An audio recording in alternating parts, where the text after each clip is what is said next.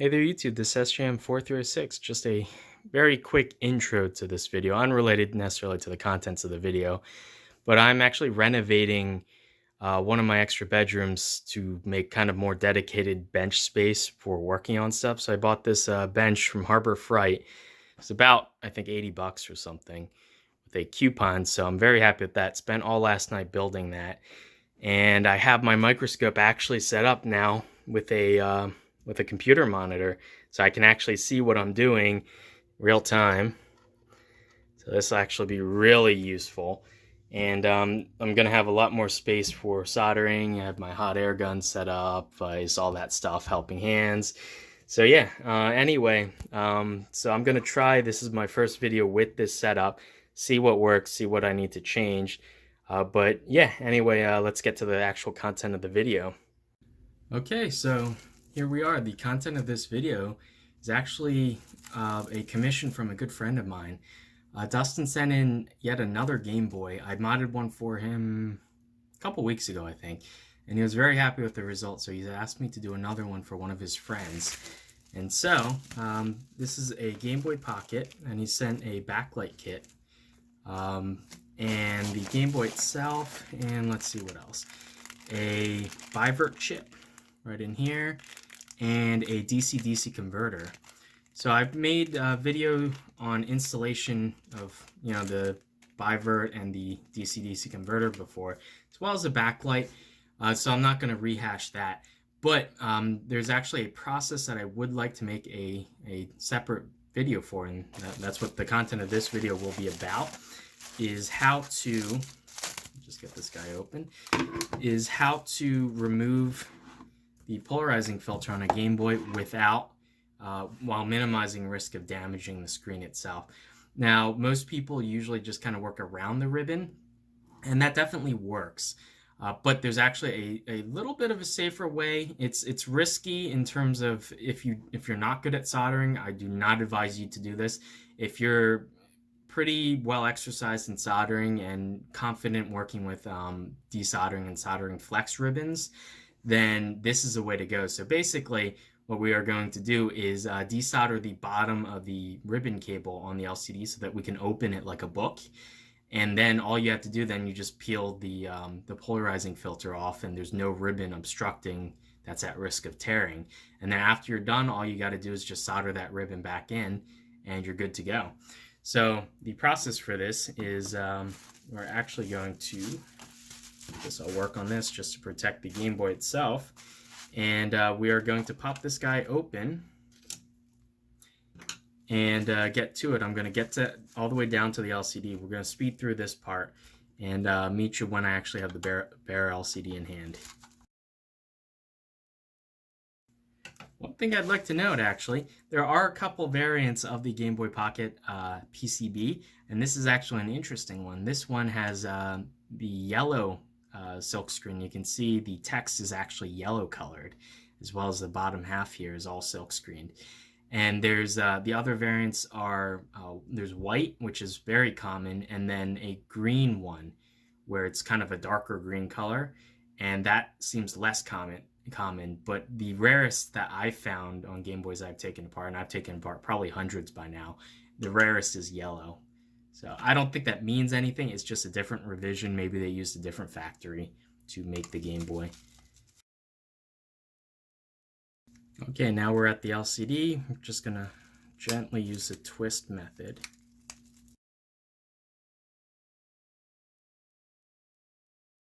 And here we have the LCD itself, which is pristine. There's no bleeding, which is definitely a good sign. This looks like a great LCD.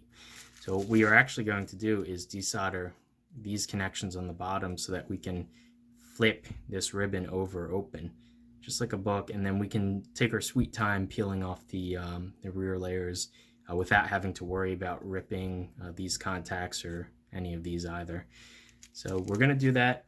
What I actually advise for this job is, since we're going to be heating the ribbon itself, I keep a sheet of, I believe this might be some kind of Kevlar or something. This is a high temperature material used in, I think, cooking pretty much. They tend to use this type of materials. Nothing really sticks to it.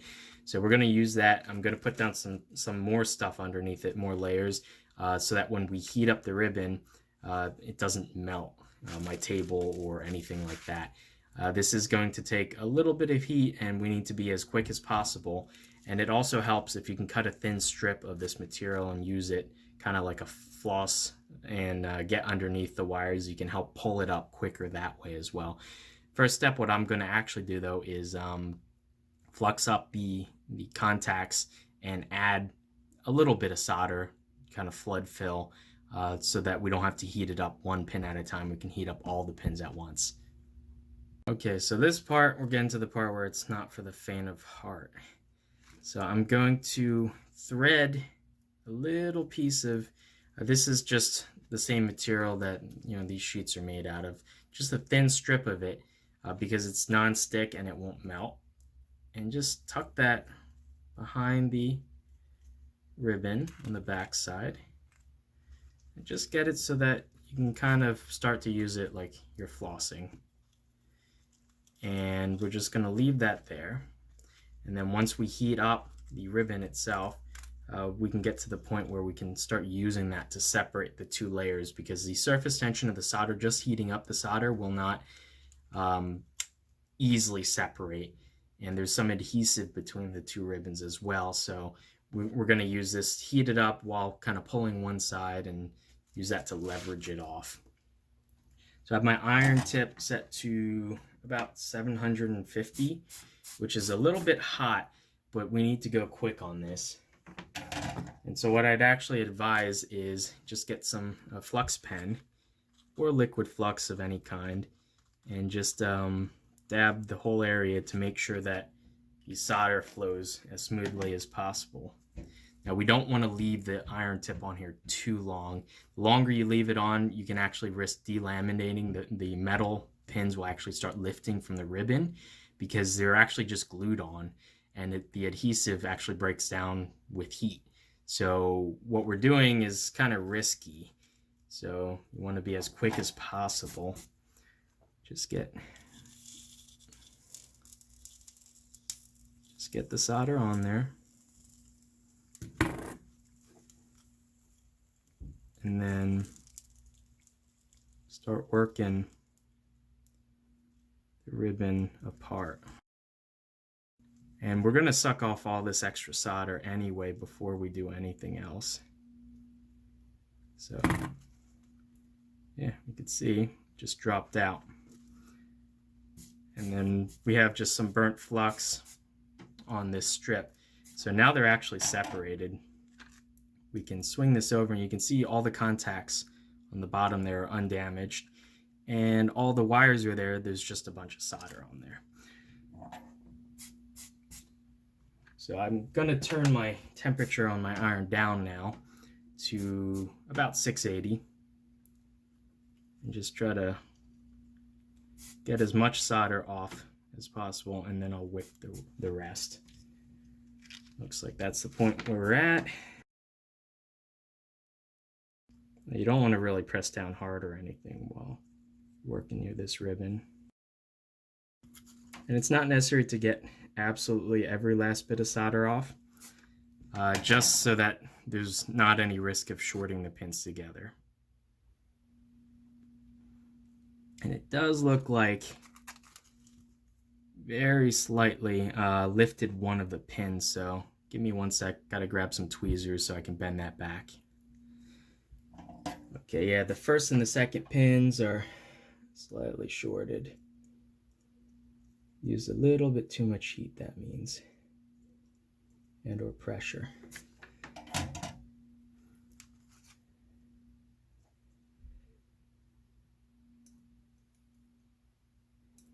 So we just have to be exceedingly careful with the first two pins. Like I said, it started delaminating. And yeah, it'll be fine though. Once we solder that down, we'll put some Captain tape to make sure it doesn't move, but it should be fine. So we're pretty much good on soldering right now. That was pretty quick. And pretty much a step to go about now would be to clean off pretty much the whole ribbon area and the bottom of the ribbon with some isopropyl alcohol, just to make sure that it's clean and ready to be resoldered after we're done. And another thing to note is if you're using like a Q-tip, only lightly swab up and down along with the ribbon. If you do it along them, you're likely to rip the wires out. These are very thin metal wires, so you do not want to go against them, but with them. So next step, the whole reason why we did all this, so that we can just move this out of the way there, open it, and then we can start peeling it. Now what I usually do is I grab just a blunt razor blade. This is actually not super sharp. I like to start in one of the corners, preferably kind of away from the ribbon, and you just get underneath. You could feel both layers, but try to get both the polarizing filter, which is the thicker layer, and then the reflective layer is the back, and that should be easy enough to get. And once you start peeling it up enough, you can actually use your fingernails and just sort of grab it. Give me 1 sec, I'm going to do this as gently as possible. Now the issue is this process isn't necessary for all Game Boy Pockets. Some LCDs, the adhesive has degraded to the point where it's actually really easy to peel off and it practically peels itself. Some of them actually are like super sticky or strong. Some of them have turned to kind of like crystal, and they've dried out and kind of started breaking down.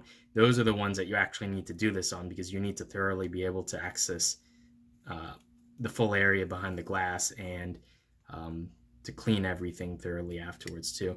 Now, one really important thing that you want to make sure is do not apply too much pressure to the glass, because you can actually get pressure points where it's you get like a dark spot where you applied the pressure, and those are very difficult to get off the screen once you do that. And it's also possible to like chip the corners of the glass and whatnot. And keep in mind, these are actually pretty sharp, so make sure you do not slip, go slowly.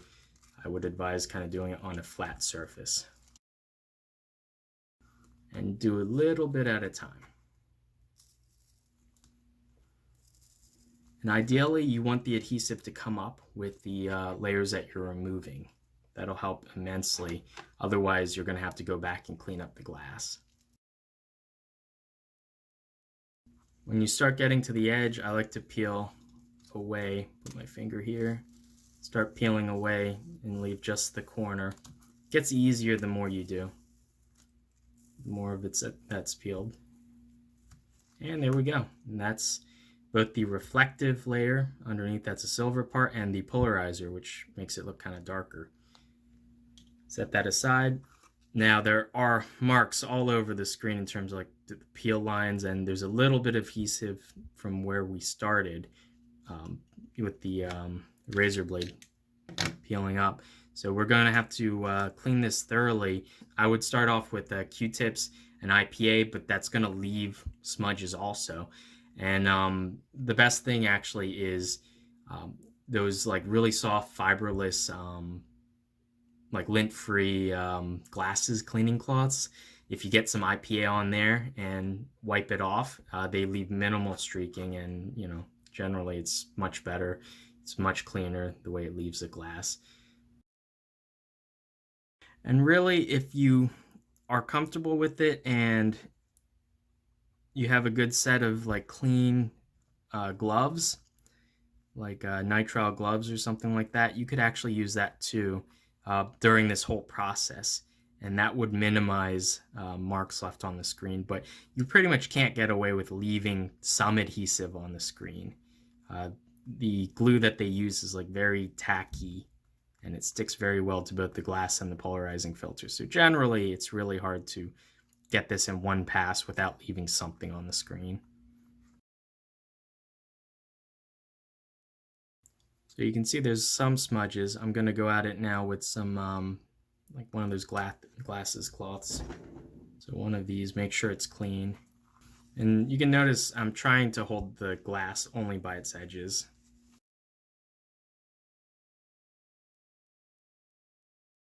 And there we go, there's a tiny little bit of streaking, but that's actually pretty clean. Get the other side. Okay, now we're ready to solder the ribbon back on. This is a little bit tricky in terms of the alignment, because you do need to have everything lined up pretty well. Now, the way I like to do alignment is there's actually little holes in the ribbon, and it's actually quite a bit easier if you grab some Captain tape, so that you could tape the bottom ribbon down so it doesn't move, and you can move the top, the LCD glass, just on the thin part of the ribbon. That way we can kind of move around a little bit. And cut off another piece of tape. Tape it over the top part of the ribbon. Align it as best as you can visually, and then stick that down. Now everything should be vertically lined up so that the pins underneath on the bottom of the ribbon line up with the metal contacts on the top. Now the only gotcha about soldering this again is the layers are separated slightly, so we need to kind of lightly compress them when we solder so that the solder itself doesn't have a huge air gap to overcome. So I'm going to fire up my iron, going to leave it at about 680, leave it on a relatively low temperature since we're doing one pin at a time. Going to reflux the ribbon, add a tiny little bit of solder to the tip, and I like to press down with the back side of this guy as I just heat up the pins and try to get them to connect underneath. Don't worry, that sound is just literally the flux burning off. Okay, and that was pretty quick. Let's actually take this under the microscope and inspect it. Just because it looks good to our eyes doesn't mean, you know, it might be kind of obvious that there's some dry joints or something going on. So let me get that set up, that shot. Okay, so here we are on the microscope. You can see right in here the glass to flex bond. Above we have the chip-on flex, I guess it would be, and that's the controller chip that drives all the vertical columns. And you can see all the little tiny traces to all those columns, and this is, I believe, 160 traces, because that's the horizontal resolution of the Gameboy screen. And here you can see all those connections we just soldered. There's a little bit of, like, I think that's just dust or something, or probably actually threads of the Q-tip. You can see here I used to clean it. Just take some compressed air later and clean those out. So I have cleaned this up with some IPA on a Q-tip, so it's relatively clean. I could scrub it a little more, but the flux that I use is actually a no clean flux, so it should be fine even if I didn't clean it. Gonna have to make sure that that's not solder. There's some kind of shiny thing there. And you can see the first pin, like I said, I started lifting it. So you can see it's a little bit crooked, but because there's no pin next to it, it's fine. It's electrically connected, and everything looks really shiny, and nothing looks like a bad solder joint, so it looks like it did connect properly to the bottom. So the next step is actually to fire this guy up and make sure that it still works, because all these pins are necessary. Some of the pins, like you can see here, the last three are bridged, so if one of those, or even if two of those break, as long as one of them are connected, it's fine. And I think you can see these two are connected as well. So there is some redundancy. Those are power pins, but you want to try your best not to lift any if at all possible, just to be safe. Okay, we are all set up to test. The ribbon is plugged in, batteries are in, a game is in, and just gonna turn the volume down. So I have the backlight soldered to the wires. I'm just gonna power it off of a coin cell temporarily just for testing. The polarizing filter is inserted and in the orientation so that it's not inverted. I haven't installed the bivert yet, so we're just gonna leave it like this. Now, that vertical line you see is all the protective plastic films are on the polarizing filter and the backlight, so I don't scratch anything. I will remove those before final installation, but just for testing, I leave them on so that I don't damage anything, create any scratches. Anyway, so I'm going to actually just touch the wires to the battery, and you can see it's this nice kind of aqua greenish color. And power this on. See the Nintendo logo pops up, and if I turn the contrast all the way up, you can see there's no lines that are missing. Just gonna turn that volume down. So yeah, no missing lines. When I turn it up, you can see the full image. The pixels, everything looks fine. We're not missing any lines, any pixels, anything like that. And if I just, there you go. So yeah, everything works fine. The screen survived, all the connections are soldered correctly. That means because we're getting the full image, nothing looks weird, no shades are missing, no pixels, lines, horizontal, vertical lines on the screen, other than obviously that protective film has a line drawn on it. But yeah, looks perfect. So what I'm going to do now is I'm not going to bore you with the installation of the bivert and all that. I've already done that in past videos. I'm going to cut to the finished product